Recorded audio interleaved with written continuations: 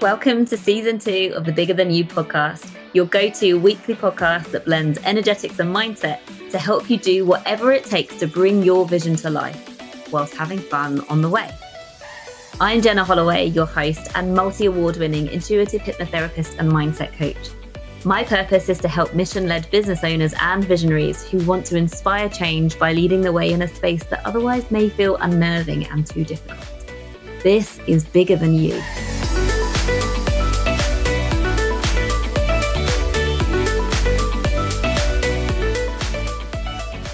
Welcome back to the Bigger Than You podcast. Before we dive into today's episode, I'd love to put a call out to you. If you're in a place in your business that feels stressful, anxiety-inducing and uneasy, maybe you're worrying about where your next client is coming from or not feeling like you can relax and be present with your family because your brain is always switched on, but not in a good way, in a stressed way that just leaves you feeling like you're not safe in your business. Basically, if you desire to be feeling like an empowered, confident leader in your industry, and you'd like a rock solid level of self-trust and a rock solid level of confidence in your ability to consistently and confidently attract aligned clients that are excited to invest in themselves to work with you, then DM me the word uplevel on Instagram or email me with the keyword uplevel if you're not on Instagram. The contact details can be found in the show notes. Hello, welcome back. And I am really excited to share with you our guest today, Suzi Gray.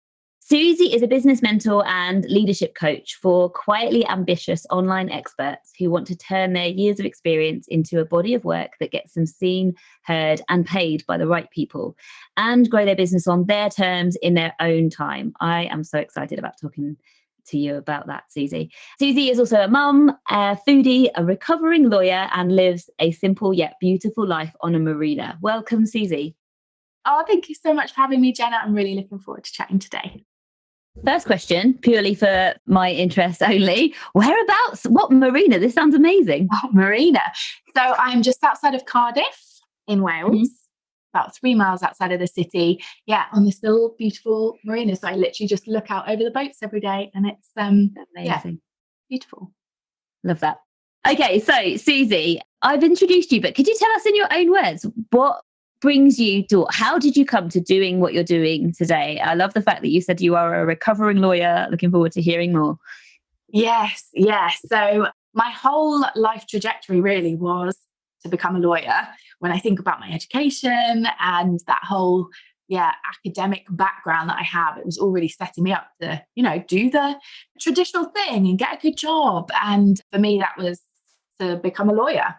Went to uni to study, did my postgrad thing that I had to do after that, qualified, all the stuff. And then I got to like the ripe old age of about 27, I think. And no, not even 27, it was earlier than that. And I was much earlier than that. And I was like, this is not for me. This is not what I want to spend my whole life doing. And I think while I was young enough, I was actually more like, oh God, I think 24. I was like, I'm going to see what else is out there for me. And if it doesn't work out, I can always come back to this. Well, I'm young enough, I don't have too many responsibilities. And I somehow found my way into an ad agency, kind of talked myself into a job that didn't exist. And that was my introduction to the creative world, really. And I remember thinking that I get to go to work in jeans and not, a suit. This is so cool. And that was really where I discovered copywriting and stumbled across somebody who worked online. And I just thought, what if I could pair these skills together and start my own business? This is very much the short story, but I was able to use writing skills in a much more creative way, as opposed to first an academic and then a sort of, very professional legal way. And that was the start of my business about almost 8 years ago now, I think. And so, I started as a copywriter and then have moved more into business mentorship over time. I love that. And there's so many things I could pick up on, but what I would love to ask you, because so many of us start our own business having had a career where we need to be a certain way. So I imagine in the lawyer world, you have to be a certain way. Same as, I come from a background in teaching. So what have you had to unlearn from then to make you who you are in your business today? And how have you done that? I find this so fascinating because I think it was like reflecting on a question like that is what makes me realize that I was never really meant for that professional world, because I wasn't the type to conform to presenteeism, for example. So that's a typical thing with lawyers is they just work very long hours, not always necessarily because they need to, but because it just seems to be expected. And they think that in order to be perceived well by their bosses, they need to show that they are willing to work way beyond finish time, if you can call it that, because they're going to be looked upon favorably. I was never prepared to do that, because to me, that's one of my own boundaries that I would be breaking. You know, why should I have to show up at a workplace on lifetime if I don't really, really need to be there? And of course, there are times when we have to work more or later, and that's okay to a point. But when it's all the time, every day, you have to question, is it a you issue or is it an industry issue? And I think it's an industry issue. So it was, I think, less for me about unlearning and more renegotiating where I fit in the world of work, if you like. I love that so much. Yeah. Okay, so what have you brought from your experience as a lawyer that's sort of complemented your work today, or brought something to the work that you do today?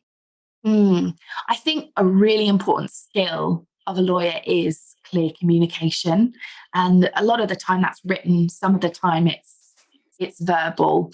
But I did a lot because I was a solicitor, which in the UK means you're doing a lot of the behind the scenes kind of stuff. You're not the one standing up in court. And so being able to really articulate your point in a concise, clear way that people who don't necessarily know the law but can then understand what your recommendations are for moving forwards, that's probably a key skill. And it was, I suppose, recognizing that and how I could use that skill in a different way that has really, really served me in my business. Because it doesn't matter what business you're running, whether you're a writer or not, you have to have the skill of clear communication to be able to, share your offers and let people know why they should choose you, and really express the value that you provide through your services and your programs.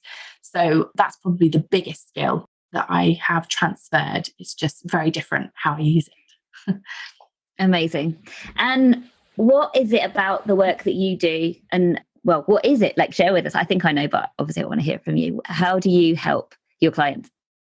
Yeah, so I always find this question so difficult. And it relates to the point I just said about clear communication, because sometimes putting ourselves into a few sentences is really, really challenging. And I find it, even as someone who helps with messaging, really challenging to do for myself. So the core of it now, as a business mentor, I will help people who already have businesses, they're established, they have clients, they're working with clients, but they don't necessarily love the way that they are working with them. They want more simplicity in their business model, which then can provide more spaciousness in their lives and really help build the business and the life they want for themselves, rather than the one they think that they should have, which is probably a whole other conversation that we could have. Mm-hmm. Yeah. What do you find like the big shifts that they have and they experience with you? So on that kind of like, I don't want to say energetic level, because I'm certainly no professional in energetics, but it might just help to separate it from the really strategic side of things.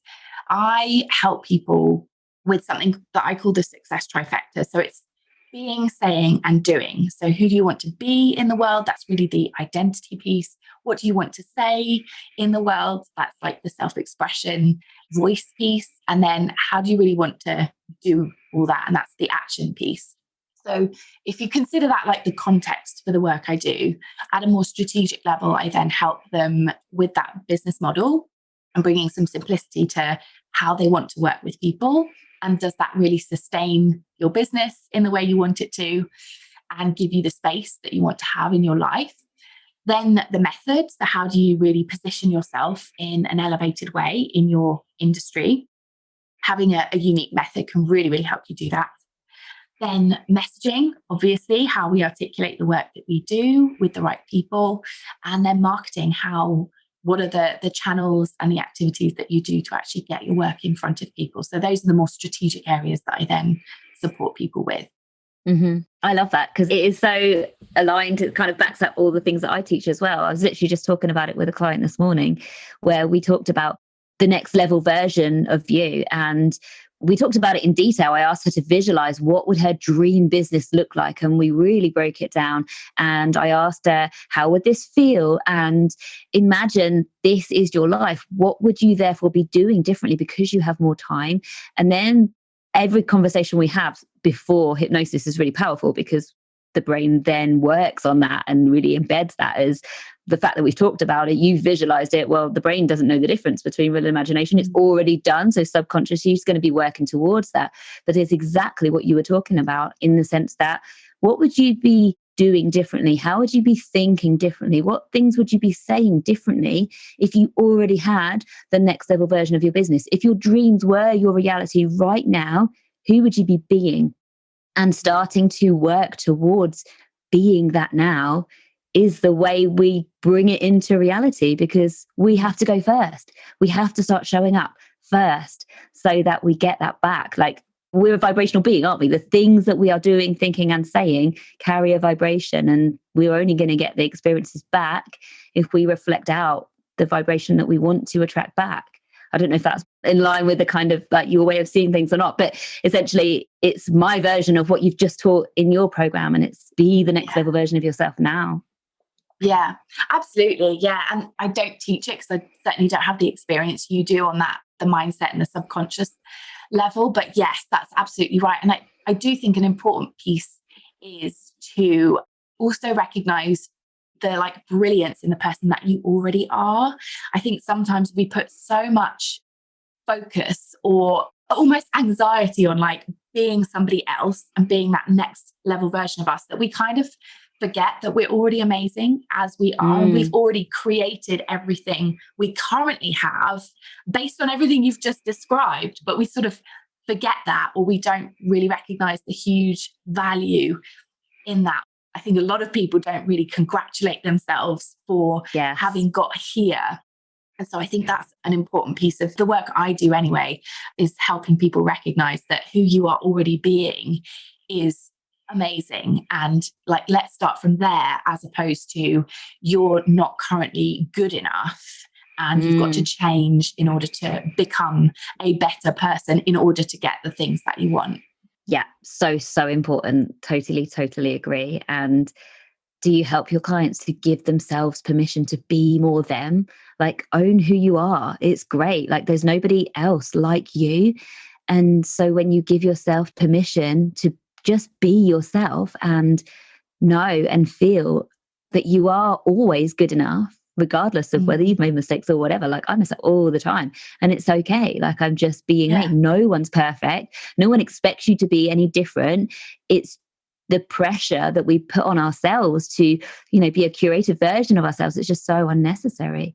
Yeah, I agree. And that's, I think, the state of the online world almost, is that we are seeing curated versions and we assume that's the full truth a lot of the time. And that's who we are comparing ourselves to. And it's just an impossible standard. We are all human. There are things going on in all of our lives that we don't ever have to show up with online, but that we forget when we see other people. So I think curation is fine, and it's a part of branding, but it's never the whole story. And so you can show as much of yourself as you want to your people. You can be as you want to be. But I think a lot of people don't really know who they are. And that's one of the challenges with, having a personal brand or being the face of your business is, who am I? And doing the work to really discover yourself and do that kind of unlearning that you mentioned at the start. There's so much of that is in learning who you are. There's so much unlearning that you have to do first. So if you find like people who say, just be yourself, and you're like, I don't know how, like, that's normal. I just want to remind you that is normal. You're not alone if you feel that way. And it's so normal to just feel like when you start your business, you've got a magnifying glass up to all the issues that were there before, but you never noticed them. Suddenly they just feel magnified, don't they? And it is such an opportunity. I love to use the word opportunity and frame this in a positive, empowering light, because having your own business is just the most wonderful opportunity of personal development than I think that you can ever have, because it just shows up where your areas to work on yourself are, whether we're talking about boundaries or being triggered, all the stuff. There's so much that has to go on behind the scenes in order for you to stand in your leadership and create the success, your version of success, and feel good and content in the moment, rather than striving for something and never feeling good enough. And actually, like you said earlier, congratulating yourself and recognizing your success and your progress and celebrating yourself every single day. All of that is a learning journey that, like, what I first personally had no idea was going to be a part of it when I started my own business. Walked in with my eyes wide shut. I mean, is that a thing? I don't know. But absolutely had no idea. And I've embraced the personal development opportunities every step of the way. And, never ever thought I'd be working with business owners. But here we are, and here is what I'm doing. And it's just because I've embraced every single opportunity to grow. And it's just the most wonderful experience. Well, not necessarily experience, because growth is hard, right? But the most wonderful opportunity, and what it feels like once you've done that growth, whatever that looks like for you. Don't shy away from it, because yes, it's hard in the moment, but what's out the other side is incredible.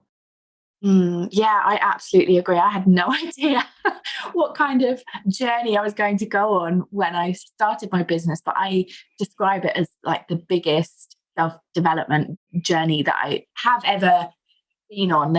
I'm a different person now when I think of who I was 8 odd years ago, or even longer when I was working a lot. I'm a completely different person now, and like a much, much better one, I think, because of having a business. The growth, like you say, it's not easy and it can be really uncomfortable, but it's absolutely worth it. And I think that I contribute it to the strengths that I have now, for sure. Yeah, definitely. And Suzi, you have a 14-month-old son, right? I do, yes. He's the best. So I'd love to ask you, because you touched on simplicity being one of your things. I'd love to ask you some tips, or to share something as a mum and a business owner. How do you bring simplicity to the forefront and create the success whilst being a busy mum too? Well, I think like anything, it starts with a decision. You have to decide that you really want your life to look a certain way and your business to look a certain way first. And I have always valued simplicity. I think it's it's just the sort of default setting for me, is to look at things the simplest way, to try to find that path of least resistance to getting somewhere. And so that applies to life and business, and always has. But obviously it then became magnified. Like, how am I going to do these things that I want to do when I'm a mum? And especially before I became a mum, I had no idea what it was actually going to be like to be a mum. So you can prepare as best you can, but you never really know how it's going to happen. So I think I also have to acknowledge that, I have the privilege of being able to hire support. I don't necessarily have family nearby, but we have childcare for 20 odd hours a week, which allows me to then have the space in the business. But I had to really think about what sort of a business model would support me in being the kind of mum that I wanted to be, because something I talk about is work-life balance versus work-life presence. So a lot of people think of, the balance of, just being a mum, being a business owner, kind of doing all the things at the same time. And I wanted to be present in whatever I was doing, like as fully present as possible. So, when Alfie is in childcare, I want to be fully present on the business, or if I have household stuff to do, or if it's, I'm taking some time for me, I want to be fully focused on that.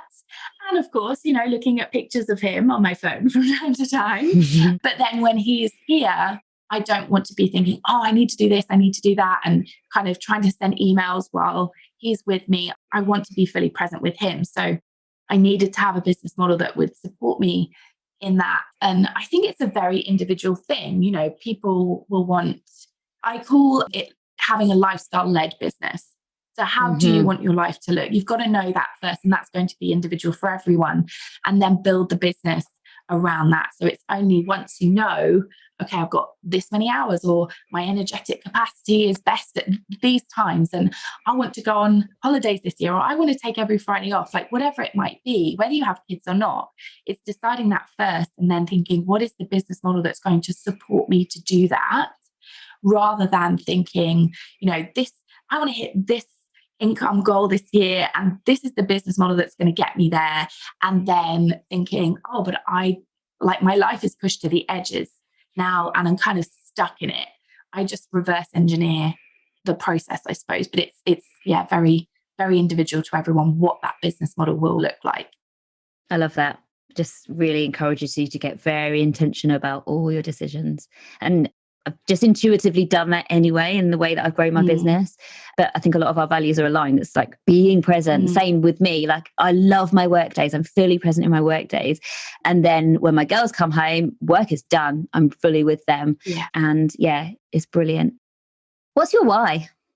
Oh, that's a good one. I think it's changed now. It's becoming a mum, and it's probably evolved over time. But when I started, it was that classic, I just want freedom and flexibility, basically, in my life. And I want to be doing work that lights me up, that feeds my creativity, and that is really helping people. And I can see that it's helping people. I'm helping them help their people. It just, it was that kind of why. And then over the years, and obviously since becoming a mum, there's still that internal why of I want to support my family, and I want to give him a great life that's not without challenge. And I certainly don't want to just give him everything he wants, but I want to be able to provide him with the most, supportive environment, and be able to just on a Wednesday, which is our day together, go off into nature and just have little adventures together. That is so much of my personal why now. And then that kind of external why, if you like, has shifted over time, because I've recognized that so many women especially don't really have the courage or the confidence to use their voice in the way they really want to and say the things they really want to say. And I want to help them. It's not about finding their voice. They have their voice. It's about helping them use it and shape it and sharpen their points of view and show up in the way that they really want to in the world. And I have to be able to do that myself to a certain extent. But I would love to see more, particularly women, having the courage and the confidence to use their voice and to develop that voice in the way that is going to support them in the work that they have to do. I love that. And actually, I'd love to share how it became that you're on this podcast today, because I follow you on Facebook and I just started to notice like everything that you were saying, like not even massively detailed posts, you just put like one-liners out there, and they were literal mic drop moments. And every time I found myself like loving it. And after about the fifth time of putting the heart reaction, like, yes, Suzi. So many people just fluff around and don't say what's really on their heart. And it's very, very clear that you always do. And I just messaged you and I was like, love your posts. You just speak so much truth. And then it dropped in for me intuitively, like, get her on the podcast. And I was like, do you want to come on, Suzi? It's very clear and evident that you are leading the way in that. So yeah, just wanted to reflect that back. And next question for you, just a couple more. How are you different now to a year ago? How have you evolved as a person? Maybe in your business or maybe not. Just reflect a little bit. How have you evolved?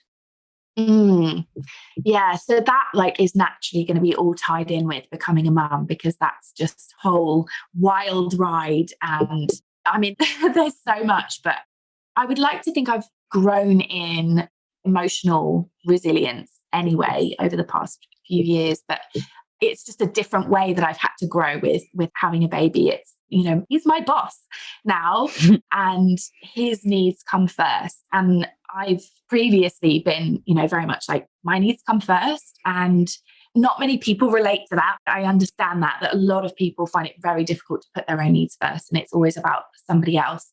But I actually found it quite easy to put my needs first.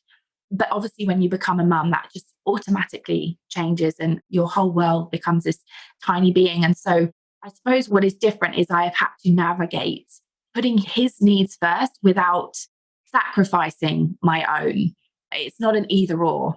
So it was important for me to build childcare gradually into my life, just so that I had some time to have like Suzi as an identity and relearning what that looked like as a mum and as a business owner. Because that, the business hasn't gone away, the business still has to run. So it's been learning that sort of beautiful blend of identities and how they work as one and separately too. And so, yeah, there's so much of me that is the same, but I'm also completely different and have grown in so many ways since having him just over a year ago. Yeah, brilliant. And what is next? And you can interpret this however you want to. What's next for you? How would you like to grow? What would you like to experience over the next year? Like, yeah, if you were to set an intention, if you're happy to share.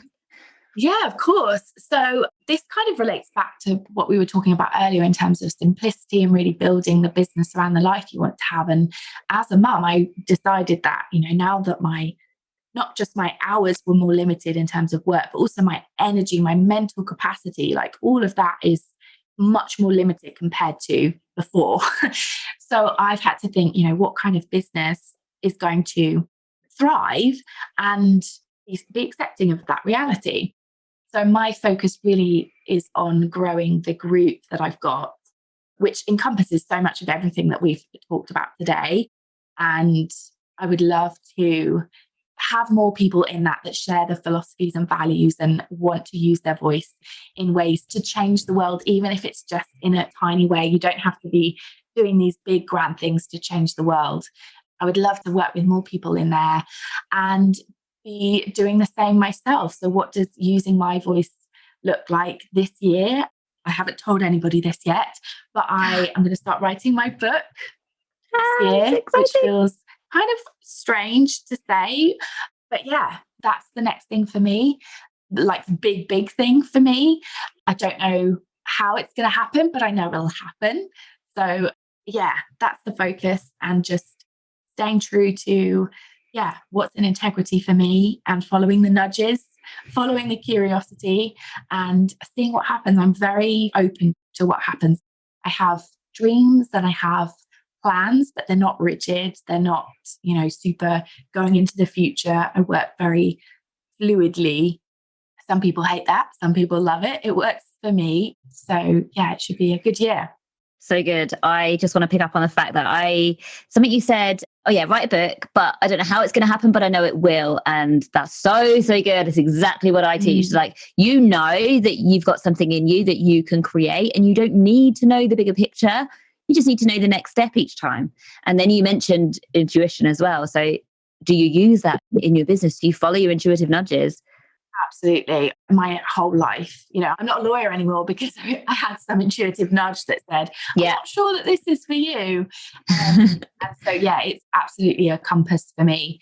And you don't even need to be able to explain it. It's just, I think, about trusting it, learning that it is there to serve you, even if it doesn't feel like it. And trusting it is actually what's going to bring you closer to what you're really meant to be doing and what you really want to be doing. Yeah. So good. Thank you so much for sharing all your wisdom, Suzi. So you mentioned earlier about how you came across a few of my posts and you felt connected to them and all of that. I just want to say that is not the kind of thing that I just have always had. And it's not the kind of thing that I was able to do overnight. It was like saying what you want to say and showing up as an authority, if you like, is a muscle. And I did not write the same kinds of things a few years ago, if I ever wrote anything at all. And the sorts of things that I write have evolved so much. I've changed my mind. I've learned so much. And so like what you might see on my Facebook page is not the full story. So it's okay if you don't currently feel like you're using your voice in the way you want to. That's okay. It's just about starting and with where you're at. And it's a muscle that will grow the more you use it.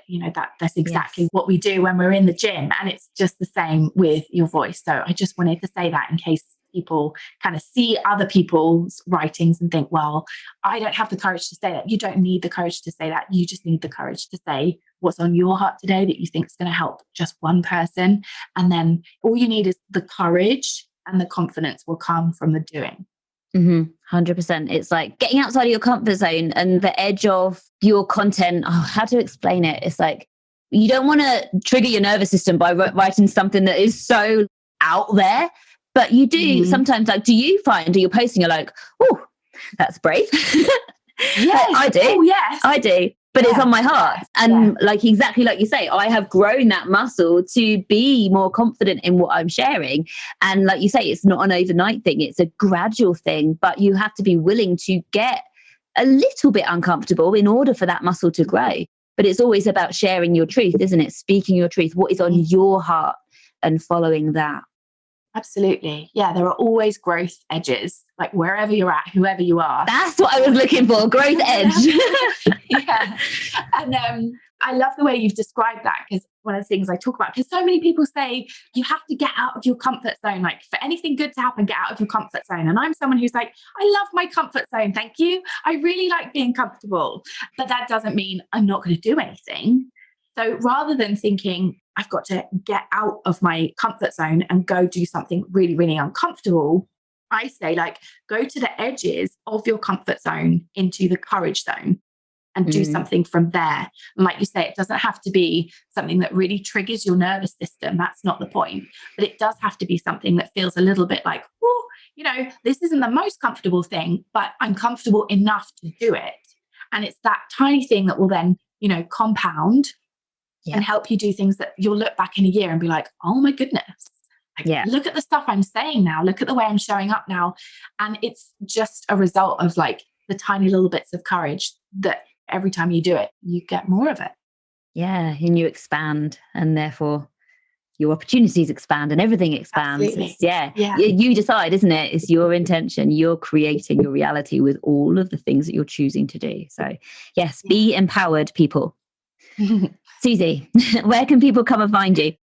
So if you want to see most of my writing, that is on my Facebook profile. I'm Suzi Gray. It's just my personal profile. And then I'm also on Instagram, where I will show up on stories from time to time and show more of my kind of behind the scenes life. And I'm Suzi Gray on there. Amazing. We will put links to find Suzi in the show notes.